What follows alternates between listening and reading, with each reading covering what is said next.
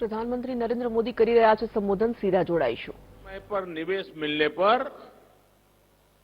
उन्होंने कितना बड़ा कमाल करके दिखाया। कौन कल्पना कर सकता था कि इतनी जल्दी हम कोरोना की वैक्सीन विकसित कर पाएंगे। Made in India.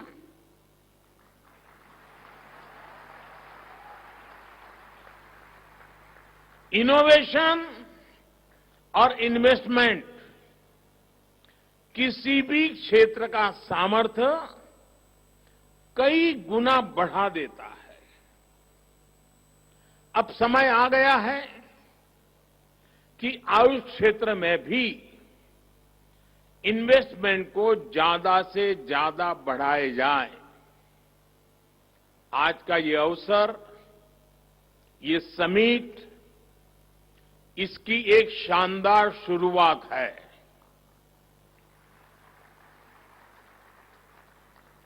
साथियों, आयुष के क्षेत्र में इन्वेस्टमेंट और इनोवेशन की संभावनाएं असीमित है। आयुष दवाओं, सप्लीमेंट्स और कॉस्मेटिक्स के उत्पादन में हम पहले ही अभूतपूर्व तेजी देख रहे हैं। आपको जानकर के आनंद होगा, 2014 से पहले जहां आयुष सेक्टर में $3 बिलियन से भी कम का काम था, 14 से पहले $3 बिलियन से भी कम, आज ये बढ़कर $18 बिलियन को भी पार कर गया है। जिस प्रकार पूरी दुनिया में आयुष प्रोडक्ट्स की मांग बढ़ रही है, उससे ये ग्रोथ आने वाले वर्षों में और ज्यादा बढ़ेगी। नेशनल सप्लीमेंट्स हो, मेडिसिन्स का सप्लाई चेन मैनेजमेंट हो, आयुष आधारित डायग्नोस्टिक टूल्स हो या फिर टेलीमेडिसिन, हर तरफ इन्वेस्टमेंट और इनोवेशन की नई संभावनाएं हैं।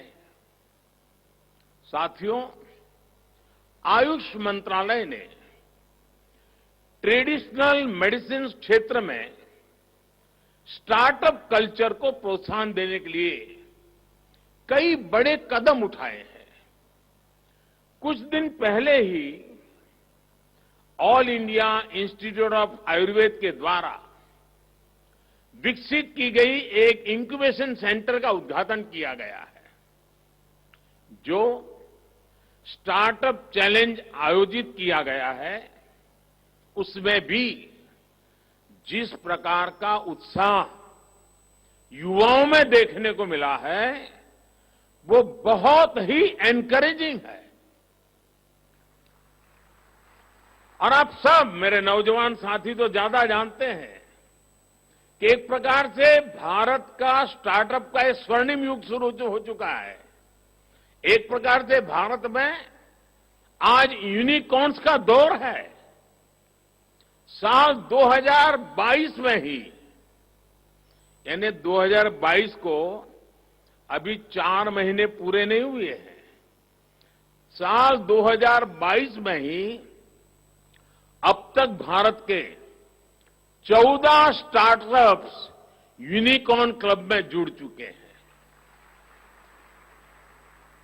मुझे पूरा विश्वास है कि बहुत ही जल्द आयुष के हमारे स्टार्टअप से भी यूनिकॉर्न उभर कर सामने आएगा। साथियों, भारत में हर्बल प्लांट्स का खजाना है और हिमालय तो इसी के लिए जाना चाहता है। एक तरह से ये हमारा ग्रीन गोल्ड है। हमारे यहां कहा भी जाता है, अमंत्रम अक्षरम नास्ति, नास्ति मूलम अनौषधम। यानी कोई अक्षर ऐसा नहीं है जिससे कोई मंत्र न शुरू होता हो, कोई ऐसी जड़ नहीं है, जड़ी बूटी नहीं है जिससे कोई औषधि न बनती हो। इसी प्राकृतिक संपदा को मानवता के हित में उपयोग करने के लिए हमारी सरकार हर्बल और मेडिसिनल प्लांट्स के उत्पादन को निरंतर प्रोत्साहित कर रही है।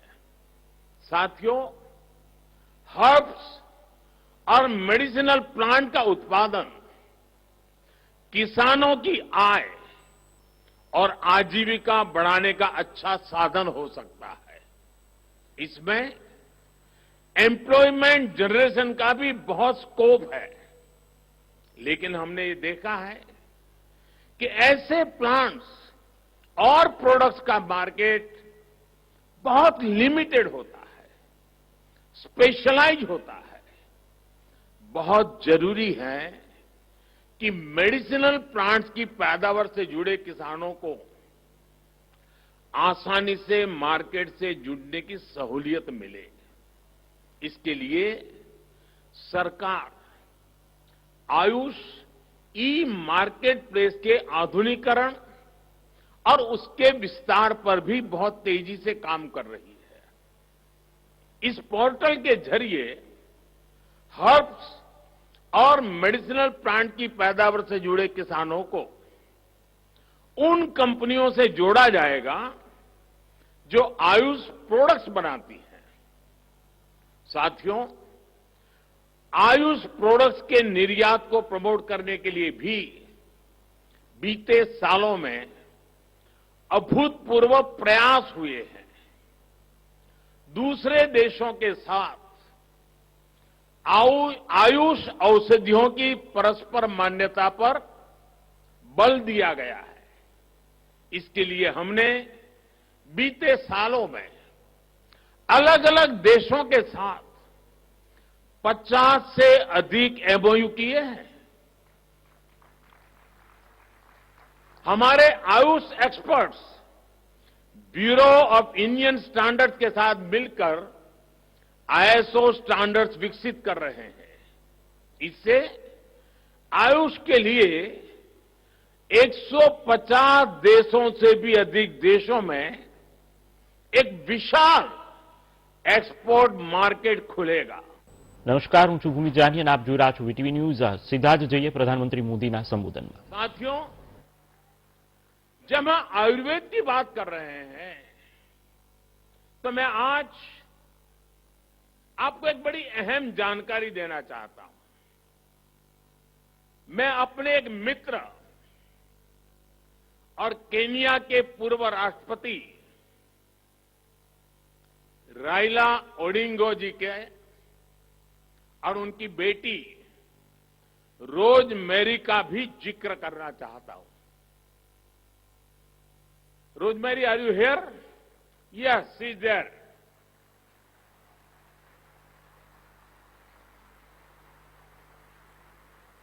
Rosemary, welcome to Gujarat. Rosemary की घटना बड़ी रोचक है, मैं जरूर आपको कहना चाहूंगा। कुछ दिन पहले उनके पिताजी मेरे बहुत अच्छे मित्र हैं। वो मुझे ओडिंगा जी दिल्ली मिलने आए थे।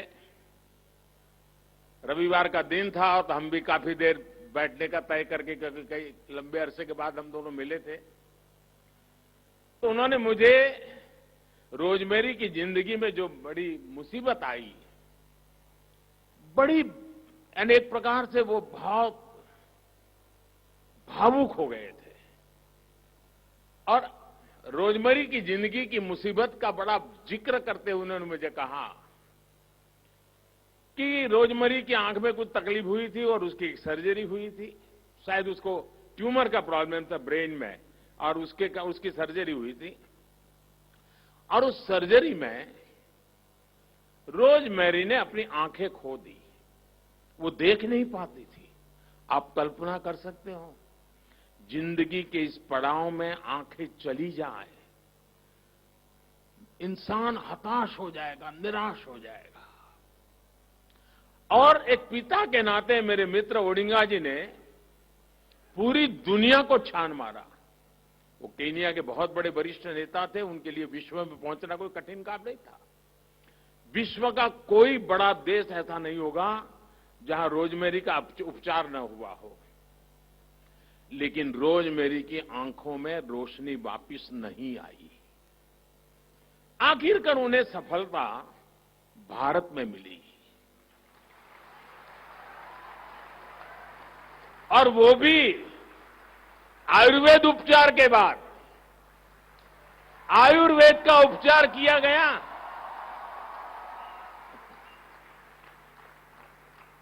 और रोजमेरी की रोशनी वापस आ गई।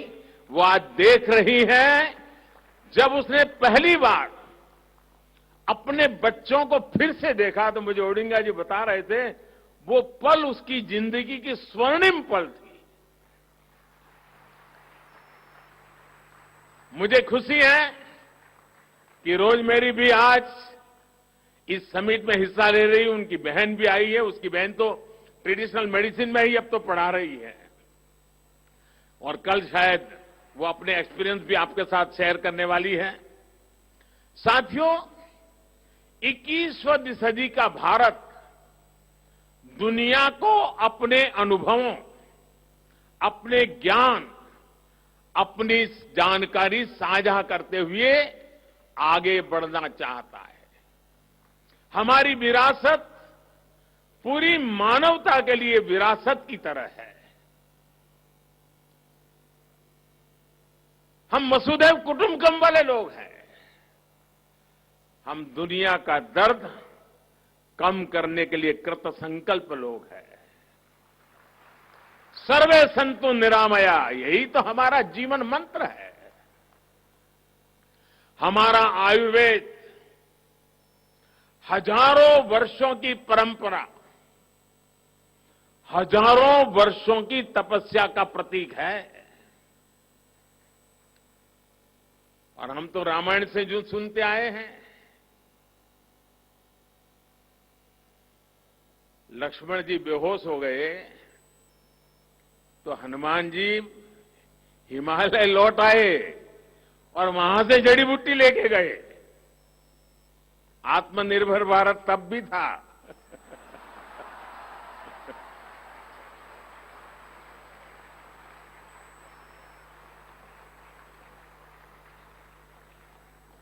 आयुर्वेद की समृद्धि के पीछे एक मुख्य कारण उसका ओपन सोर्स मॉडल रहा है। आज डिजिटल वर्ल्ड में ओपन सोर्स की बड़ी चर्चा होती है, और कुछ लोग ये मानते हैं ये इन्हीं की खोज है।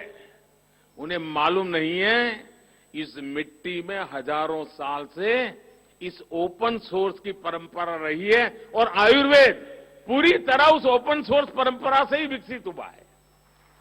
जिस युग में जिसको लगा, जिसने पाया, जोड़ता गया।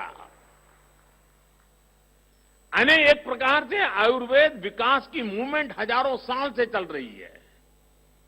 नई नई चीजें जुड़ती गई हैं, बंधन नहीं है। नए विचारों को उसमें स्वागत होता है। समय के साथ अलग अलग विद्वानों के अनुभव, उनके अध्ययन ने आयुर्वेद को और मजबूत किया। आज के समय में भी हमें अपने पूर्वजों से सीख लेते हुए इसी इंटेलेक्चुअल ओपननेस की भावना से काम करना होगा। ट्रेडिशनल मेडिसिन से जुड़े ज्ञान का विकास और विस्तार तभी संभव है जब उनको साइंटिफिक स्पिरिट में देखेंगे, उन्हें देश काल परिस्थिति के अनुसार ढालेंगे। साथियों, कल ही जामनगर में WHO global centre for traditional medicine का उद्घाटन हुआ है। यानी गुजरात की धरती पर जामनगर में विश्व का ट्रेडिशनल मेडिसिन का केंद्र बनना, ये हर हिंदुस्तानी के लिए, हर गुजराती के लिए गर्व का विषय है। और आज हम पहली आयुष इनोवेशन और इन्वेस्टमेंट समिट में हिस्सा ले रहे हैं। ये एक शुभ शुरुआत है। ये एक ऐसा समय है जब भारत अपनी आजादी के 75 वर्ष का पर्व, आजादी का अमृत महोत्सव मना रहा है। मुझे पूरा भरोसा है कि अगले 25 साल का हमारा अमृतकाल दुनिया के कोने कोने में ट्रेडिशनल मेडिसिन का स्वर्णिम काल होगा।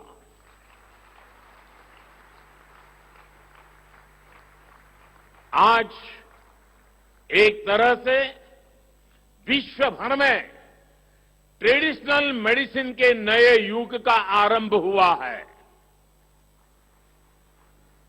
मुझे विश्वास है आज की global Ayush investment and innovation summit Ayush के क्षेत्र में निवेश, व्यापार और इनोवेशन के नए रास्ते खोलेगी। आज जो विदेश के मेहमान आए हैं और जो पहली बार भारत के भी अन्य हिस्सों से लोग आए हैं, उनसे मैं जरूर आग्रह करूंगा, इस महात्मा मंदिर में एक दांडी कुटीर है। महात्मा गांधी परंपरागत चिकित्सा के प्रणेता रहे हैं। मैं चाहूंगा कि समय निकालकर आप जरूर दांडी कुटीर की मुलाकात लीजिए। आजादी के इस अमृत काल में महात्मा गांधी को निकट से जानने का प्रयास कीजिए। एक अवसर आयुर्वेद के साथ साथ भी आप जाने मत दीजिए। आज मैं एक और खुशी की खबर देना चाहता हूं। WHO के हमारे डायरेक्टर जनरल टेड्रस मेरे बहुत अच्छे मित्र रहे हैं और जब भी मिलते थे एक बात अवश्य कहते थे कि देखिए मोदी जी, मैं जो कुछ भी हूं ना, मुझे बचपन से पढ़ाया था भारत के टीचर्स मेरे यहां थे, उन्होंने पढ़ाया था। मेरे जीवन के महत्वपूर्ण पड़ाव पर भारतीय टीचर्स का बहुत बड़ा रोल रहा है और मुझे बहुत बड़ा गर्व है भारत से जुड़ने में। आज जब सुबह मुझे मिले तो उन्होंने कहा, देखो भाई, मैं तो अब पक्का गुजराती हो गया हूं।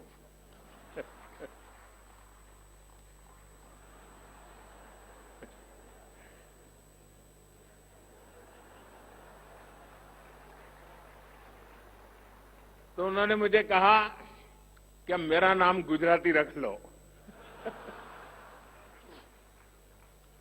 अभी मंच पे मुझे याद करा रहे थे कि भाई मेरा नाम तय किया कि नहीं किया। तो मैं आज महात्मा गांधी की इस पवित्र भूमि पर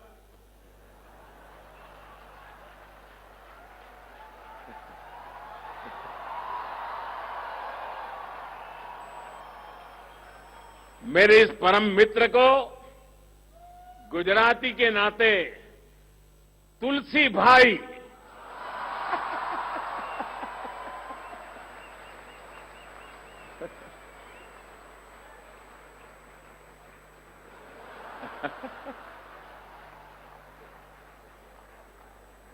तुलसी वो पौधा है जो वर्तमान पीढ़ी तो भूल रही है, लेकिन पीढ़ी दर पीढ़ी भारत के अंदर हर घर के सामने वो पौधा लगाना, उसकी पूजा करनी, उसकी परंपरा रही है। तुलसी वो पौधा है जो भारत की आध्यात्मिक विरासत का एक अहम हिस्सा है और इसलिए जब आयुर्वेद का समिट हो रहा है, और आपको जानकर के खुशी होगी कि दिवाली के बाद हमारे देश में उस तुलसी की शादी का बड़ा समारोह होता है।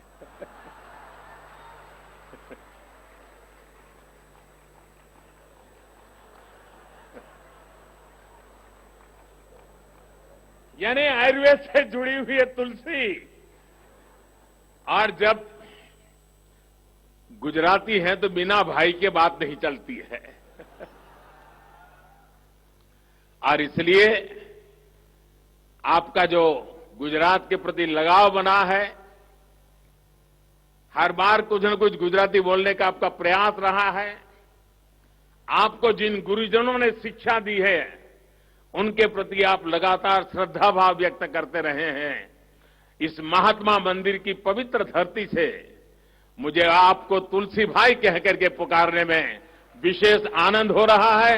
मैं फिर एक बार आप दोनों महानुभाव इस महत्वपूर्ण समारोह में हमारे बीच आए, मैं आपका बहुत बहुत आभार व्यक्त करता हूं। बहुत बहुत धन्यवाद। नया पर्व है, नई है ऊर्जा, नए संकल्प हैं, नए है प्राण। जो कहते हैं वो करने का मादा रखते हैं। ऐसे साहस, संकल्प और समर्पण के पर्याय माननीय प्रधानमंत्री श्री नरेंद्र भाई मोदी जी का बहुत बहुत धन्यवाद करते हैं। He is all determined, dedicated and committed to make India a Vishwa Guru, the global teacher. And on that very positive note, we express our gratitude to Honorable Prime Minister of Republic of Mauritius, Shri Pravin Kumar Jagannath ji, Director General WHO, Dr. Tedros Ghebreyesus, Honorable Chief Minister of Gujarat, Shri Bhupendra Bhai Patel, and all other dignitaries on the dais, distinguished guests, delegates and members of the media and print for making this session memorable with their presence. With that, we conclude this inaugural session. Do take good care of yourself. And this is your compeer, Hina Saxena, signing off. Namaskar.